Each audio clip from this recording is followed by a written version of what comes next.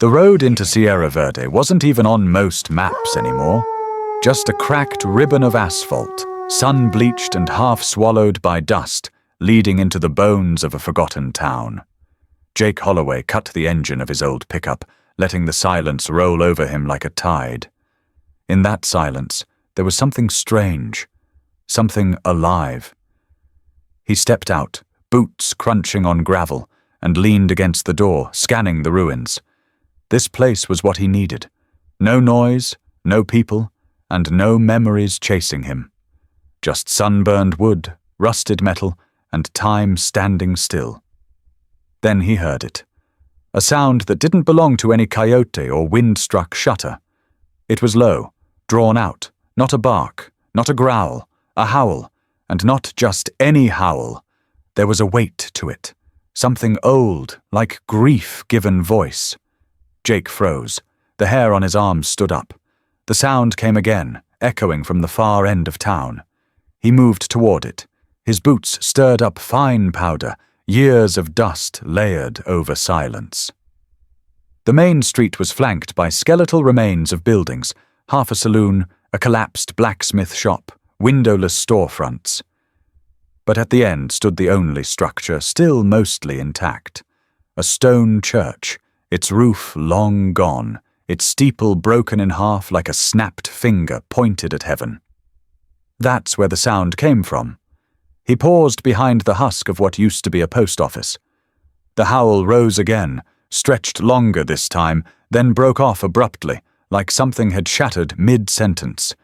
He waited, and then he saw it. A dog. Not a mangy stray like you'd expect in a place like this. It stepped into view through the broken archway of the church, lean and silver-grey, with a white streak down its flank. Not starved, not panicked. It moved like it belonged there, like it had somewhere to be, and no one was going to stop it. It didn't look around, didn't sniff the ground or flinch at a noise. It simply walked forward, into the ruined church, like a pilgrim. Jake held his breath. He hadn't planned to stay more than a night. Maybe 2. Just enough to get a few shots of decay for his photography portfolio and avoid human contact. But now he was watching something that didn't feel real. He crept closer, stopping behind the broken frame of a window across from the church. Through the gaps he could see the dog had stopped dead center under the open sky where the roof used to be. It sat. Still. Straight-backed. Then, tilting its head toward the clouds now tinged with copper and flame, it opened its mouth. And the howl came again. It wasn't loud, but it was deep, measured, like it carried the weight of something unspeakable. Jake felt his chest tighten. He had heard sounds like that before, not from dogs, from men. In the moments after everything went quiet, after a roadside bomb had done its job, and the dust hadn't even settled yet. He'd heard that sound in the way Corporal Reyes whispered his wife's name with a collapsed lung. In the way, Sergeant Hale held Jake's hand while the medevac chopper was still 10 minutes out, bleeding into the sand.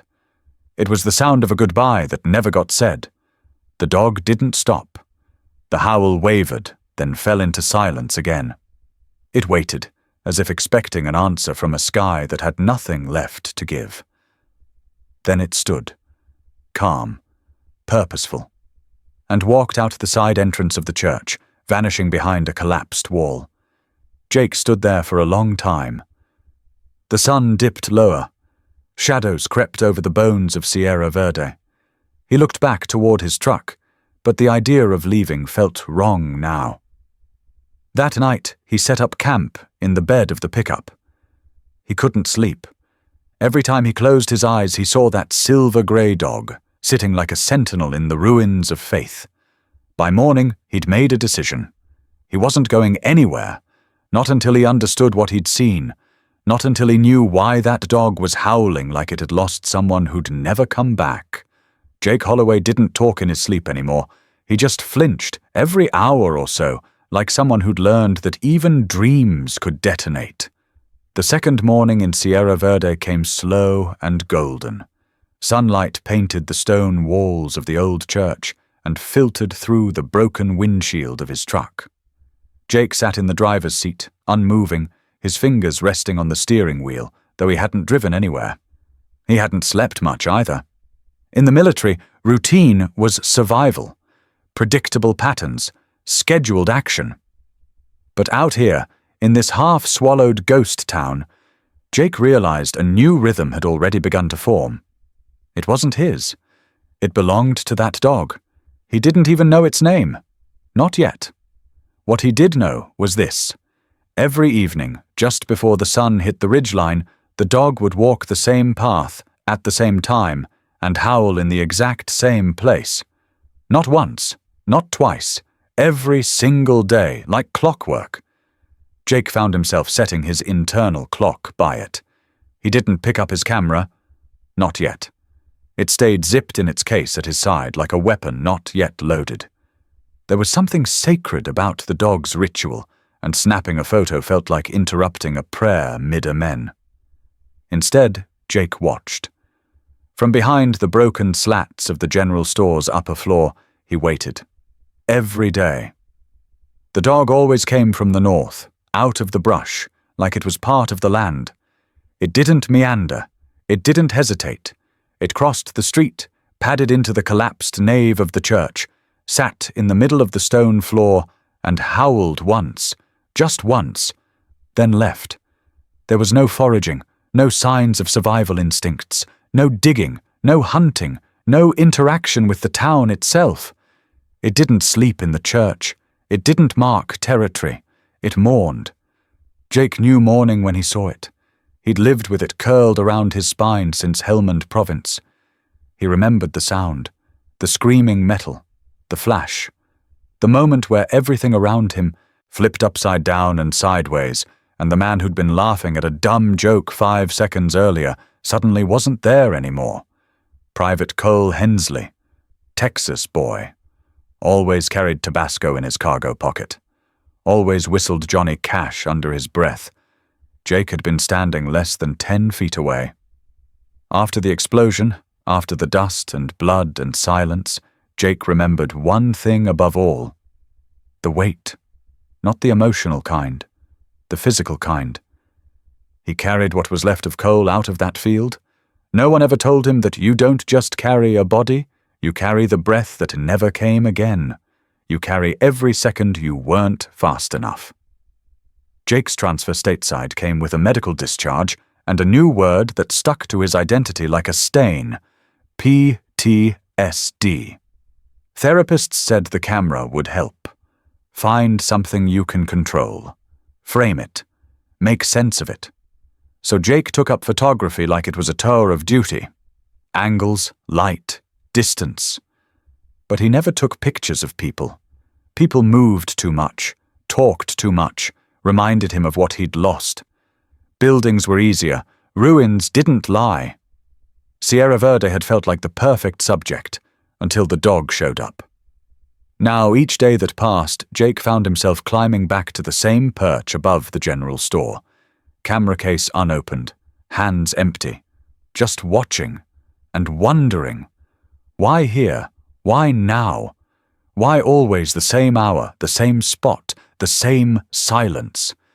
It was more than instinct.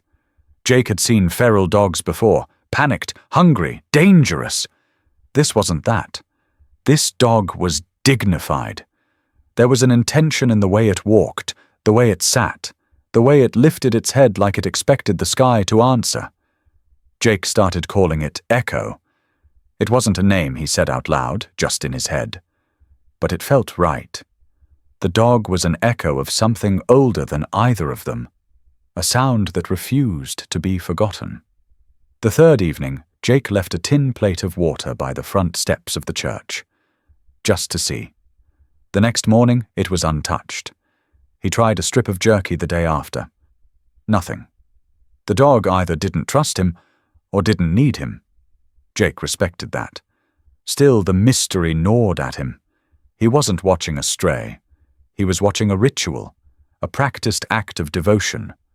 And if there was one thing the military had drilled into him, it was that behind every ritual There's a reason. He wrote it in his notebook. One line. Sloppy handwriting. Why does it always go to the same spot?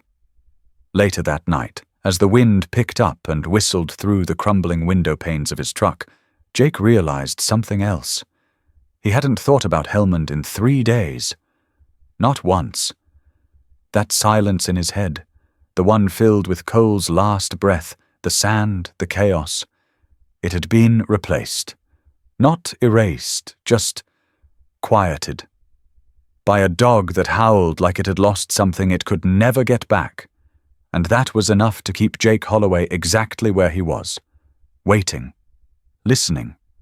Jake waited, until the 4th day to bring out the long lens.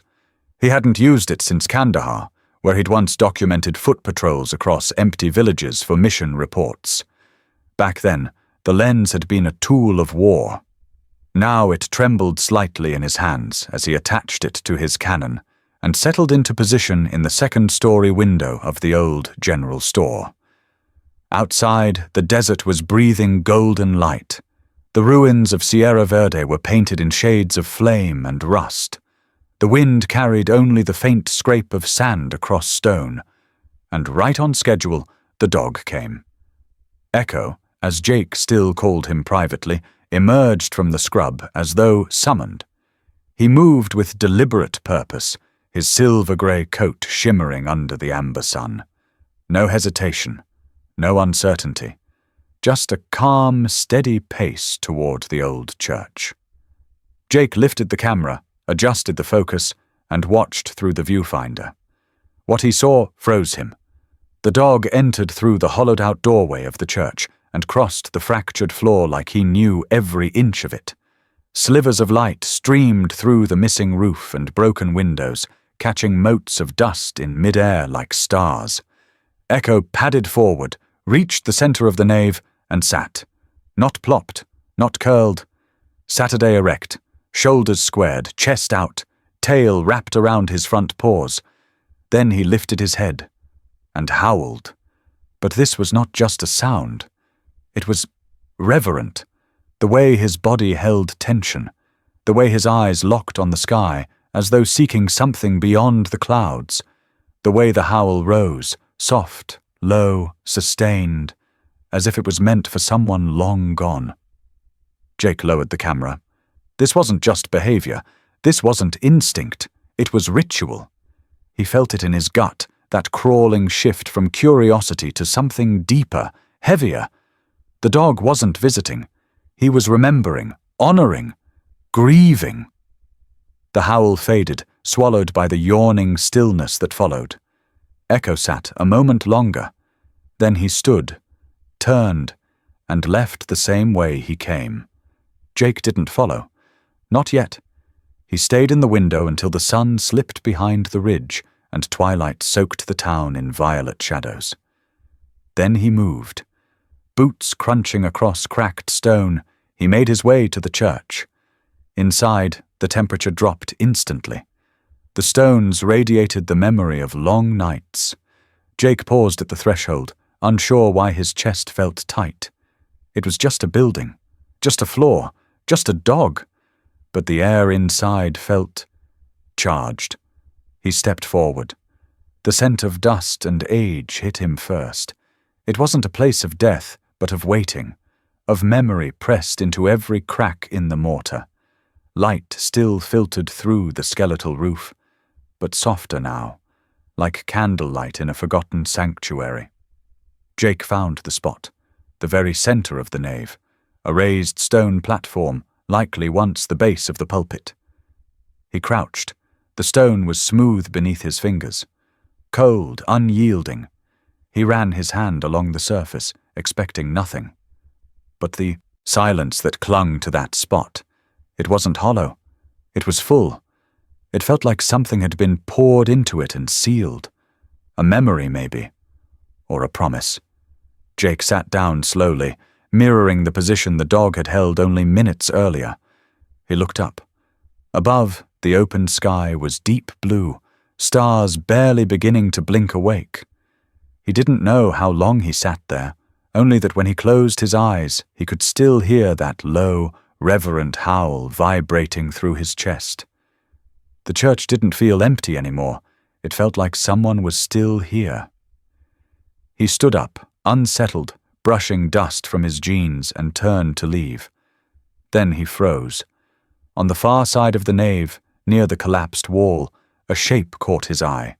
Faint, worn, a marking on the stone. He crossed the space quickly, knees tight with adrenaline.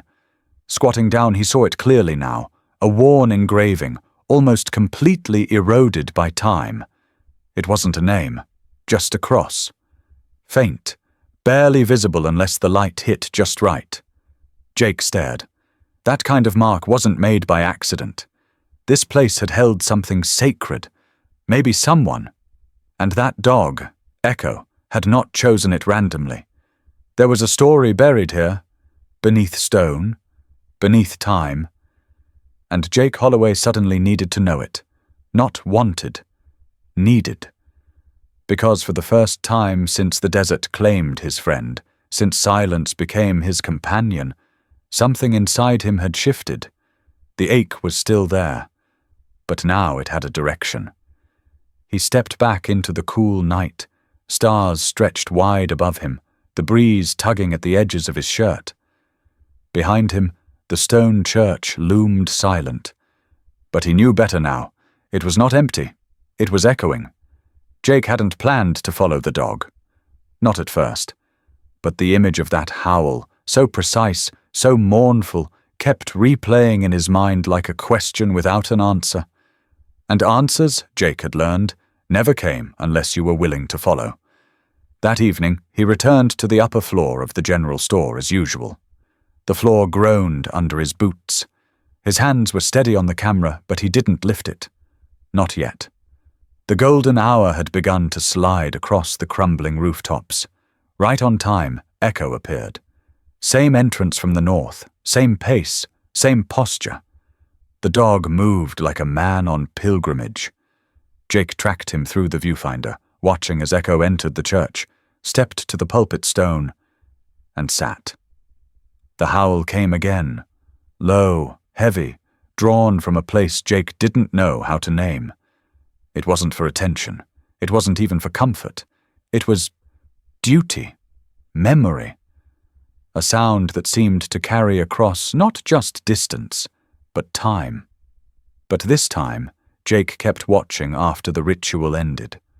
The dog stood, slowly, with the kind of reverence that reminded Jake of folding a flag. Then, instead of heading back the way he'd come, Echo circled around the side of the church, moving along a narrow path nearly swallowed by overgrowth. Jake's breath caught. He slid back. From the window, grabbed his flashlight and his smaller camera, and crept down the stairs, careful not to make a sound. Outside, the light was fading fast, painting the landscape in deep reds and purples. By the time he reached the church's north side, Echo had disappeared into the brush. Jake hesitated. The vegetation here was thicker, wild with thorny mesquite and creosote bushes that clung to the earth like they had something to guard. A narrow break in the brush led him around the back of the church, and that's when he saw it. A fence, or what used to be one. Twisted iron posts rose from the ground like rusted bones. Half had collapsed inward, half buried by time. Beyond the fence was a small clearing, uneven with patches of tall grass, brittle weeds, and slabs of rock leaning at odd angles. A cemetery. Forgotten. Faded. Swallowed by silence. Jake ducked through the broken gate, careful where he stepped. The air shifted. Cooler somehow. Heavier. At the far end of the clearing, partially hidden by a massive creosote bush, was the dog. Echo lay down with the grace of someone who had done this many, many times before. Not curled, not sleeping, just resting. Head on his paws, eyes open, watching a single patch of earth. He didn't move when Jake approached. Didn't flinch. Just lifted his head slightly, acknowledging the man with a glance, then turned his gaze back to the ground in front of him. Jake stood a few feet away, unsure if he was intruding. But the moment felt too deliberate to ignore. Echo wasn't guarding the cemetery. He was guarding a grave. Jake said nothing, just watched. After several minutes, the dog rose slowly, sniffed the dirt at the base of the bush once, then walked quietly into the scrub, disappearing into the twilight. The grave was unmarked, at least from where Jake stood. He told himself to leave it until morning. But he didn't. With the last light fading, he crouched next to the bush, brushing aside brittle branches and dry earth with careful fingers. That's when he found them. 2 stones. One tall, narrow, leaning slightly left. The other smaller, square, almost completely sunken into the soil, both covered in decades of dust and lichen. He reached into his pack, pulled out his water bottle, and poured a trickle across the taller stone. Faint letters emerged. Reverend Elijah Ward, 1887 to 1933. Jake sat back on his heels. A reverend. He looked to the smaller stone. No name, no dates, no markings at all. Just smooth granite, flat and grey. But this was the spot Echo returned to. Every night. Not the reverend's grave, the one beside it. Jake sat in the dirt for a long time, the creosote branches swaying gently around him. The air smelled of sage and stone and time. 2 graves, one named, one not. He could feel the questions piling up in his chest. Who was buried next to Reverend Ward? Why no name? And why, in a place forgotten by the world, did a lone dog keep watch like a soldier standing post? He didn't know it yet, but the search that had begun with a howl had just become something else entirely. It was no longer about the dog. It was about the story Echo had inherited and refused to let die. The courthouse in Mendel County was the kind of place time forgot, but paperwork remembered. A red brick square with faded government seals on the door. Its lobby smelled of old paper, lemon polish, and air conditioning that hadn't worked properly since the Bush administration. Jake Holloway stepped inside, wearing the same sun-dusted boots and flannel he'd worn for days. He walked past a tired-looking security guard, who barely looked up, and made his way down a dim hallway marked Public Records. He wasn't even sure what he was looking for. Just a thread. A name. Something to connect the grave of Reverend Elijah Ward and the unnamed slab beside it. Echo's ritual was too specific, too consistent to be random. Jake needed answers, and the only place left to search was the past. The records room was quiet, except for the faint whir of a microfilm reader in the corner. Behind a wide oak desk sat a woman who looked like she'd outlived half the files in the room. Her silver hair was pulled into a loose bun, and her glasses hung from a chain around her neck. A gold nameplate on the counter read, Marjorie L. Wills, County Archive Officer. She didn't look up until Jake cleared his throat. "Excuse me," he said, keeping his voice low. "I'm looking for information on a man named Reverend Elijah Ward. He lived in Sierra Verde, died in 1933. Her eyes flicked to his face. Measured, calm. She set down her pencil and gestured to the seat across from her. "Sierra Verde," she said. "That's a name I haven't heard in years." Jake nodded. "I've been staying near there. Found some graves behind the old church. One of them had his name." Marjorie tilted her head slightly. "And the other?" "No name," Jake said. "Just stone. The dog I've been watching. He sits there, every day." That made her blink. Just once. Then she stood, walked to a row of dusty cabinets, and pulled open one with practiced ease. "Reverend Ward," she murmured to herself. "Let's start with the death notices." She moved like someone who'd spent decades dancing with records, quick hands, eyes that scanned faster than seemed possible. After several minutes, she returned with a slim, leather-bound ledger and set it between them. The pages crackled as she turned to 1933. "There," she said, tapping the page. Jake leaned in. Ward Elijah, Reverend, deceased. November 3rd, 1933. Cause natural. Burial, Sierra Verde Cemetery, near St. Luke's Church. No surviving immediate family, that was it. No mention of a second burial. No explanation of the adjacent grave. Marjorie studied Jake's expression, then added, "You said there were 2 graves?" "Yeah," Jake replied. "One tall stone with his name. One small, unmarked, and a dog that won't stop visiting the second one." She paused, her eyes narrowed, not with suspicion, but memory. There was a local family.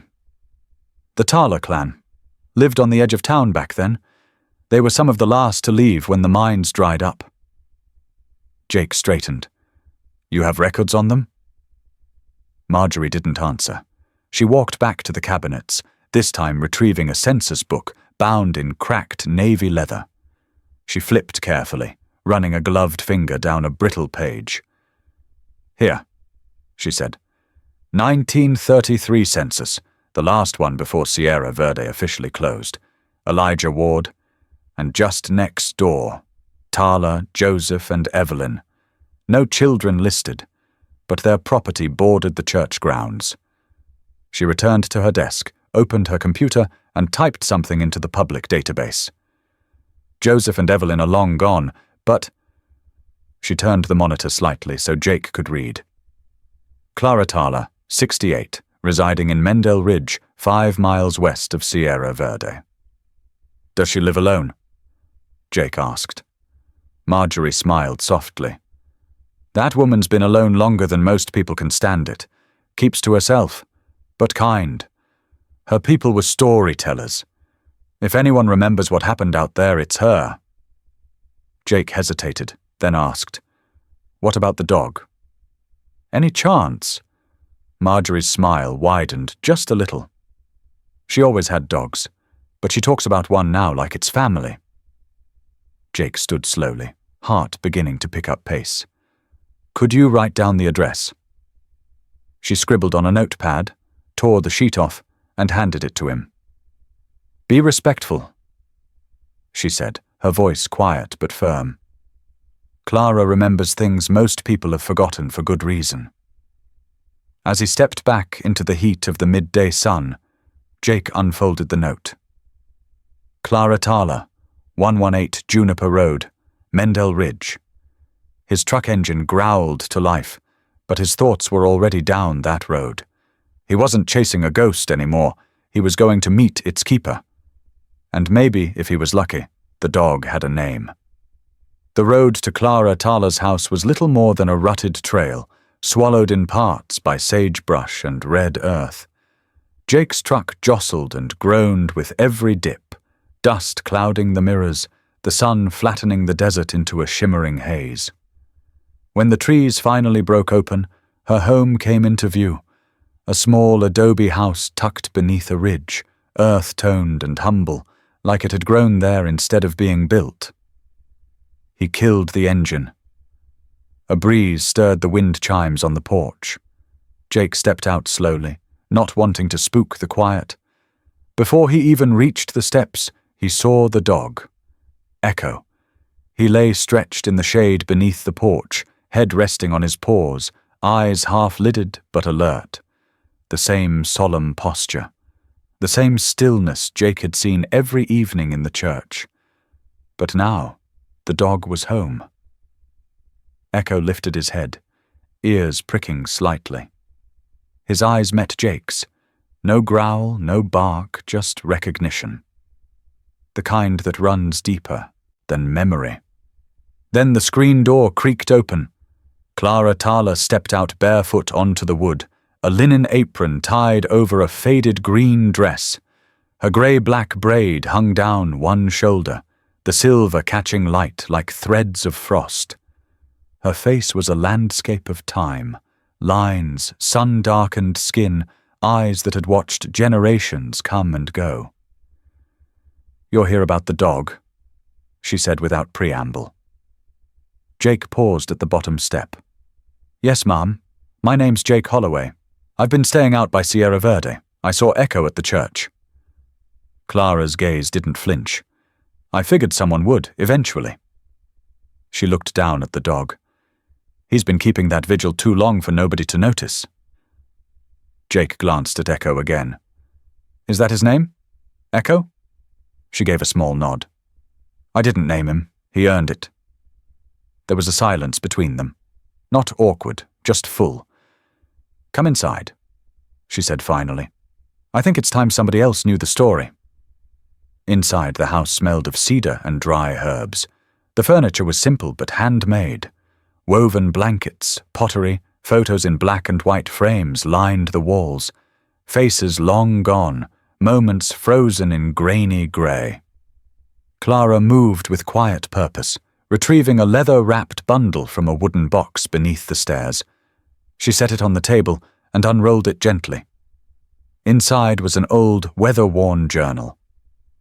This belonged to my great-grandmother, she said. Nalin Tala. She lived in Sierra Verde when it still had a heartbeat. She knew Reverend Elijah Ward, wrote about him in here. Jake leaned in, hands clasped to keep them from shaking. Clara flipped to a bookmarked page, fingers reverent as they smoothed the crinkled paper.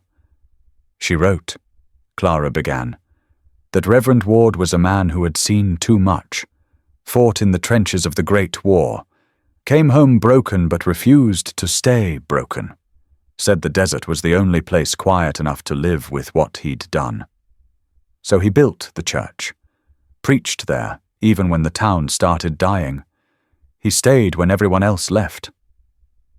She paused, then added, he wasn't alone, though. He had a dog. Jake's breath caught. His name was Boone. Clara said, big German shepherd, strong, loyal. People used to say they were one soul in two bodies. Boone never left his side, not for a day. When Reverend Ward passed, quietly, in his sleep, Boone wouldn't leave the grave. Her voice softened. They buried him next to the Reverend. My great-grandmother wrote that Boone lay on that grave for 5 days before he passed. No one dared move him, said it was the most peaceful thing they'd ever seen. Jake leaned forward, his voice hoarse. The small stone, the one next to the Reverend's. Clara nodded. Boone, Jake whispered. Clara slid the journal across the table. Jake scanned the pages. Faded ink, steady cursive. A single entry from December 1933 stood out. We buried him beside his master. It felt right. Boone belonged to no one else. And now they're watching over the town together. That spot, beneath the creosote, will never be empty. Jake closed the journal slowly. His throat was tight. But Echo, he said. He couldn't have known. He wasn't born there. How did he find it? Clara smiled faintly. He came to me maybe 4 years ago, just a pup. Someone had dumped him near the turnoff. He was terrified, skin and bone. I coaxed him in with water, slow voice, patience. She looked toward the open doorway. Echo still lay just outside, watching the sky. But even then, she said, there was something about him, the way he moved, the way he listened, like he'd been here before. Jake didn't speak. I nursed him back. Clara continued. He stayed close for a while, but then, one day he disappeared right before sunset. I thought he was gone. She leaned back in her chair. But he came back, like nothing happened. And the next day he left again at the same time. I followed him once. She looked directly at Jake now. He led me all the way to the church. I watched him sit there, on the same stone Boone used to rest on. Watched him howl. Jake whispered, every day, every single day. Clara nodded. No one taught him, she said. No one showed him, but he knew. Something in him felt the story, heard the echo. Outside, Echo stood now, facing the setting sun, posture tall, waiting for the hour to come. Jake turned to Clara. He's not just a dog. She smiled sadly. Number he's a witness. And in that moment, Jake understood. Echo wasn't honoring just the Reverend. He was carrying a torch passed down in silence. A torch lit nearly a century ago by another dog who had waited, grieved, and refused to leave. And now Echo had come back. Not out of bloodline, but out of something deeper. Memory, instinct, love that never learned how to die. Jake didn't sleep that night. He didn't even try. He sat on the porch of Clara's house long after she'd gone inside, a mug of coffee gone cold in his hand, eyes locked on the distant desert horizon. Echo lay beside him, curled just close enough to be present, just far enough to remain his own. The air was cool, threaded with creosote and ash. The silence felt less like emptiness now, more like something sacred. Jake had spent years trying to forget the weight of war. He'd pushed it down, buried it beneath silence, isolation, photography, and distance. But tonight, something inside had cracked. Not like glass shattering, but like a door finally unlocking. Because now he understood what Echo was really doing. It wasn't about instinct, it wasn't a trick of coincidence or some eerie learned behavior. It was something older, something deeper. It was loyalty echoing through time. Echo had been left behind once. Clara had said he'd been dumped on the side of the highway, all ribs and fear, too scared to look people in the eye. He hadn't barked or begged for food. He'd just waited, like he expected no one to come. Jake knew that feeling. He remembered the months after his discharge, the numb drift through cities he didn't belong to anymore, the motel rooms, the nights staring at the ceiling, wondering how the hell he'd survived when men better than him hadn't. There was a cold logic to survivor's guilt. You woke up with it, carried it through every mundane task. But you never spoke about it, because once you gave it a voice, it grew teeth. So you stayed quiet. Jake had stayed quiet for a long time. But here, in this strange, forgotten corner of the desert, watching a dog reenact a century-old vigil, that silence was starting to shift.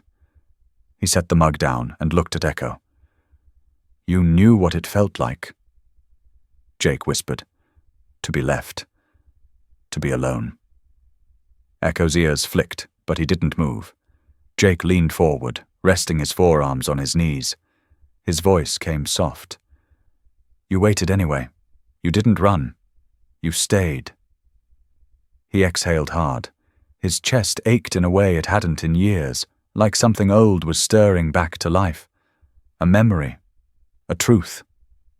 They didn't take you with them, and you forgave them. His voice broke slightly. That's what kills me. Echo didn't respond. He didn't need to. Jake sat back and stared at the stars bleeding into the sky. He thought of Boone, the first guardian, the original witness, a dog who had stayed with his master until the end, and then beyond it. And now Echo, carrying the same devotion, though no one had asked it of him. Was it blood memory? Number it was something else. It was resonance. Jake realized then that some losses were so profound, they left echoes that rippled through time, not in sound, but in feeling, in instinct, in action, and only those who'd been cracked open by grief could feel it fully.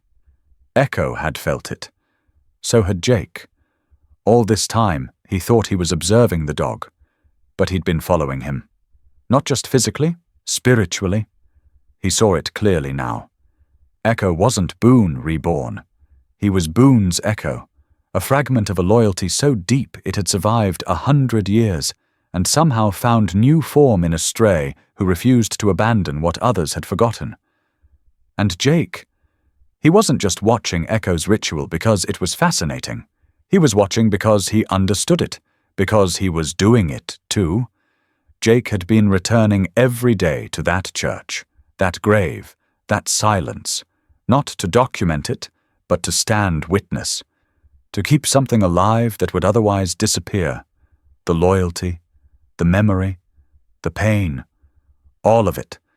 It was never about solving a mystery. It was about being part of one. Jake rubbed his hands together. They were shaking again. But not from fear, not from anxiety, from recognition. "I'm not so different from you, huh?" he murmured. Echo shifted slightly. Then, to Jake's surprise, moved closer and rested his head gently on Jake's boot. The weight was warm, solid, real. Jake didn't move. A breeze swept through the porch, lifting the edge of an old blanket nearby, rustling the dry grasses. For a moment there was no war, no graves, no ghosts, just two broken souls who had found the same scar in the same place, and decided, without words, to keep standing watch. Together. Jake looked down at the dog. "You stayed," he said quietly, even when no one else did. He let the words hang there, suspended, and for the first time in a long time, Jake Holloway didn't feel like a soldier lost in silence. He felt like a witness, just like Echo. Jake waited until the light turned gold, the kind of gold that touches everything and makes it feel like memory. He stood on the edge of the ridge behind Clara's house, camera slung around his neck, tripod already dug into the earth. Below them, the land sloped gently toward the ruined chapel, its bones outlined in rust and sagebrush. The grave was there too, Reverend Elijah's, half swallowed by time, but still marked by a jagged cross of iron. Echo sat beside the grave, motionless. He always knew when it was time. Every evening, just as the sun started to dip, Echo would walk from Clara's house down the slope without a sound, tail low, ears alert. He'd settle beside the headstone, sit still as stone, and then, just as the sun kissed the horizon, he would raise his muzzle and howl, not like a dog calling out to others, but like a soul remembering. Jake had seen it happen 6 times now, but tonight would be different. Tonight he would capture it. Not for a gallery, not for his portfolio, but because it mattered. Because the world needed to see it. Not just the dog, not just the ritual, but the truth behind it. The kind of truth that didn't come with medals or news headlines.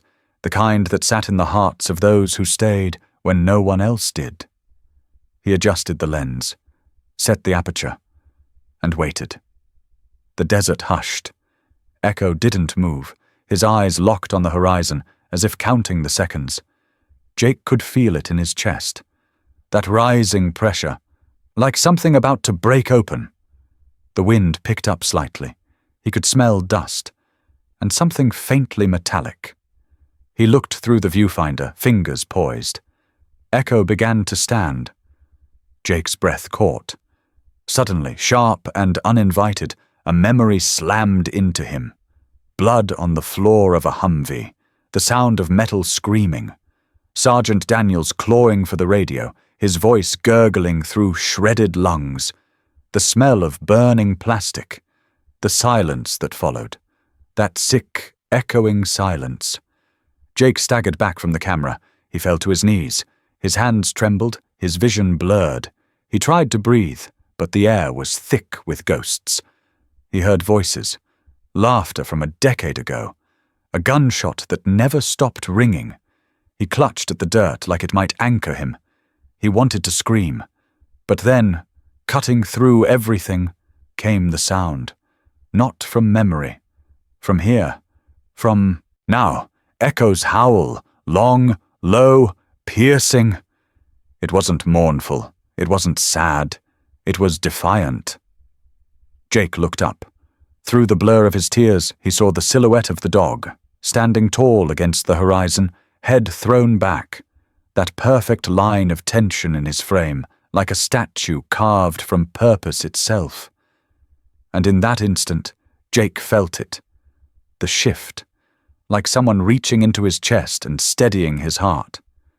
He rose, stumbling, brushing the dirt from his jeans. He moved back behind the camera, fingers still shaking, but focused now. Echo held the pose. The light caught the edges of his fur, glowing like embers. The chapel ruins framed him, the headstone behind him, the howl still echoing through the dusk. Jake pressed the shutter. Click. Again. Click. And again. Click. Each frame felt like a prayer. When it was done, the sun had slipped below the edge of the world. The gold was gone. The chill of night settled in. Echo lowered his head slowly, turned toward Jake, and walked back up the ridge, never once looking back. Jake stood frozen, camera hanging against his chest, heart beating too fast. He'd taken thousands of photographs in his life. War zones, refugee camps, cities in collapse. He'd caught the worst of humanity through a lens. But this wasn't a photograph. It was a witness. Proof that some loyalties don't fade, that some souls, whether man or dog, refuse to let go, even when everything else has.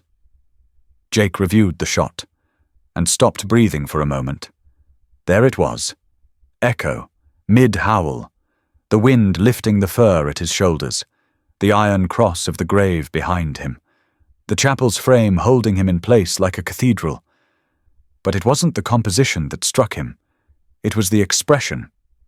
Echo's face, caught in the howl, looked almost human. Not in form, but in grief, in resolve, in faith. Jake felt something break open again inside him, but this time it wasn't pain. It was clarity. The war had taken so much from him. But this dog, this nameless stray turned sentinel, had given something back, something ancient, something real. He slid the camera back into his bag, looked one last time at the fading ridge, and whispered into the night. Thank you for staying. He didn't know if he was talking to Boone, to Echo, or to every soldier who'd ever stayed when they could have left. But the words were true, and they echoed. The old church hall hadn't seen a crowd in years. The ceiling fan groaned overhead, spinning slow and lazy like the breath of time itself. Outside, twilight folded gently across the New Mexico desert. Inside, every seat was filled. Not with tourists or reporters, not with art critics or patrons, just people, locals, veterans, ranchers, teachers, kids with scraped knees and elders with canes. The kind of folks who didn't clap loud but listened deep. At the front of the room, Clara stood beside Jake. Echo sat between them, still as a shadow. Jake had printed 20 photos, each no bigger than a sheet of paper. He pinned them one by one to the old corkboard wall, each held by thumbtacks and silence. No frames, no spotlights, no fancy captions, just images, honest ones. A boy knelt before a rusted cross, his hand resting on Echo's back. A soldier's grave bathed in golden light. Echo mid-howl, the sky catching fire behind him. The ruined chapel. The ridge. The silence. No one spoke for a long time. Jake stepped forward. His voice was low, calm, and steady. This isn't an exhibit, he said. It's a remembrance. He glanced at Clara, who gave the faintest nod. Jake continued. His name's Echo, but what you're looking at isn't just a dog. It's something that stayed, something that carried the weight of those who didn't come back. And somehow he ended up here. A woman in the third row wiped her eyes. A man in a faded Marine Corps cap leaned forward. Jake looked down at Echo. The dog looked up once, then back to the room, like he understood the weight in the air. Reverend Elijah served in World War I, Jake said. He came home and never quite left the war behind. His only companion was a dog named Boone. He paused. Boone died guarding Elijah's grave. That was nearly a century ago. And now, Echo comes back to that grave. Same time, every night. He was abandoned once, left for dead on the side of the highway. Clara stepped beside Jake, placing a worn, leather-bound journal on the table. It was Elijah's. Inside were sketches of Boone, pressed wildflowers, and a shaky hand recounting the nightmares of mustard gas and the comfort of a dog's warm breath. She opened to a passage, reading softly. He stays when I scream. He stays when I push him away. He stays when no one else does. The room went still. Jake looked around, at the scarred faces, the missing limbs, the quiet eyes, at the small girl holding her grandfather's hand, the man with the oxygen tank, the woman who had buried a son. He raised his hand toward the photographs. "These are yours," he said. "All of them. I won't sell them. I won't publish them. I won't hang them in galleries." He let the words settle. "Because this isn't art. It's a vow." A man from the back stood slowly. His voice cracked. "My brother never made it home from Fallujah. But that photo right there, the one where the dog's howling, that's what it felt like. Every night." For years he sat back down. A teenager approached the wall and gently touched the corner of the print. "I think I saw that dog once," she whispered. "I thought I imagined it." Jake nodded. "A lot of people do. He's not always where you expect him, but he's always where someone needs him." Echo rose, walked over to the edge of the platform, and sat facing the crowd. He didn't bark, didn't move, just watched. Quiet, steady. One by one, people began to approach the wall. Not like a museum crowd, more like pilgrims. Some cried. Some placed tokens under the photos, dog tags, ribbons, a folded letter, even a child's crayon drawing.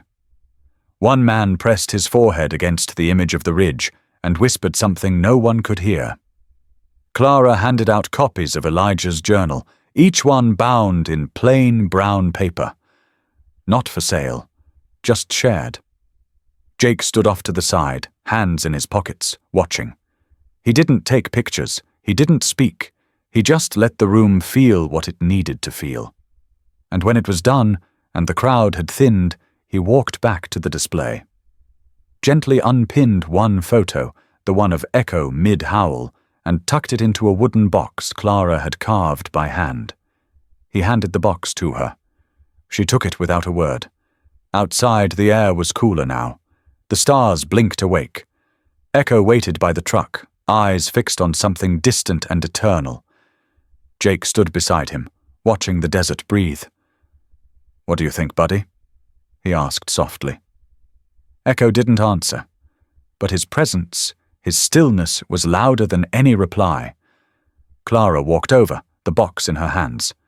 "I think it's time," she said. Jake turned to her. "For what?"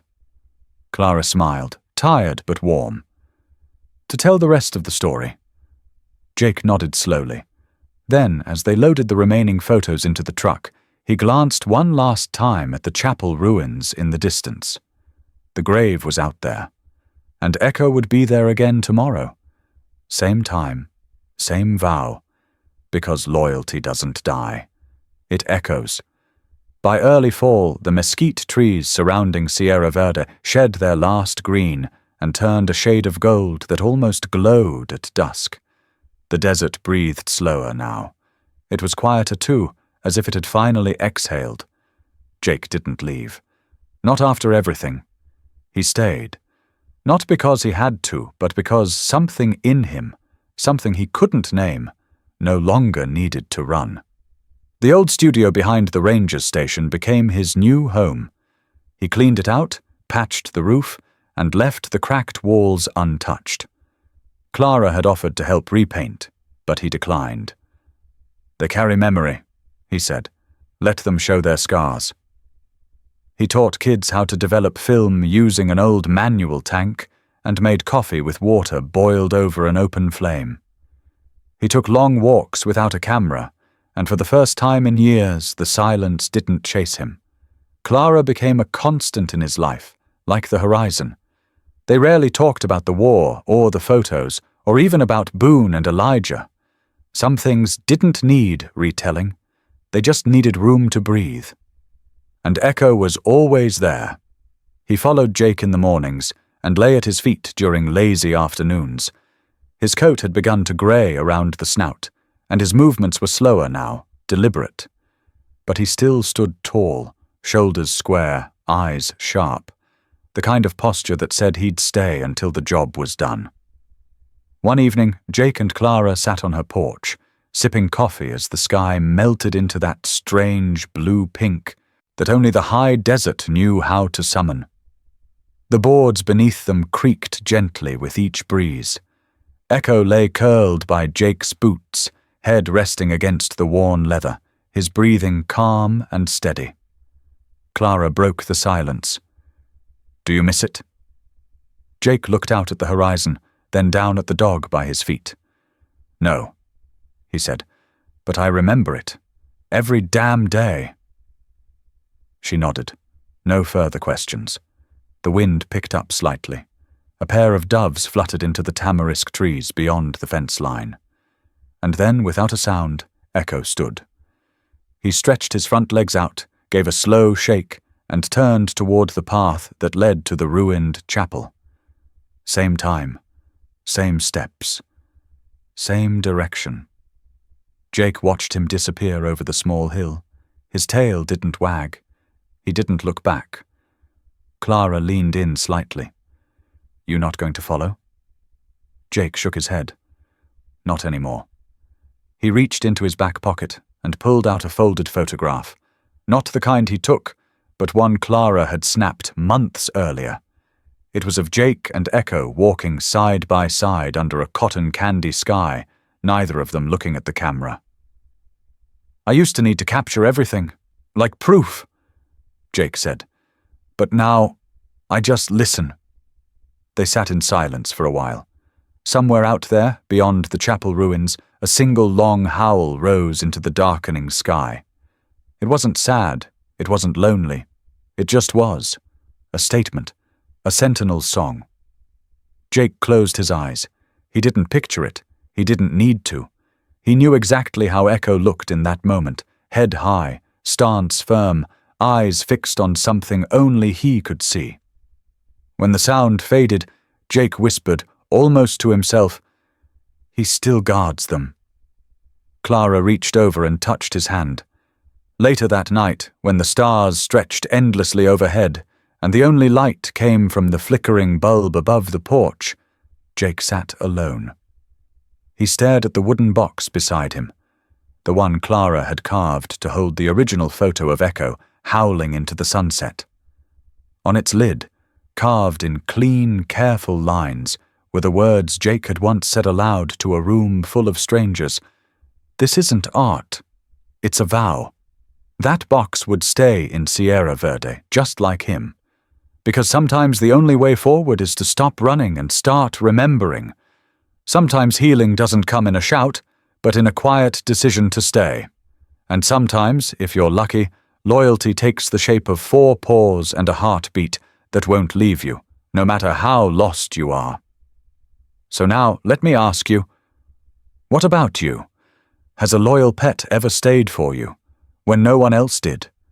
If this story touched something in you, if it reminded you of a dog you loved, or one who saved you in ways others couldn't, consider joining our community here at German Shepherd Stories. Subscribe, leave a comment, and share your memory. Somewhere, someone needs to hear it. And maybe, just maybe, there's still a dog out there, watching, waiting, listening, because some vows are never broken and some echoes never fade.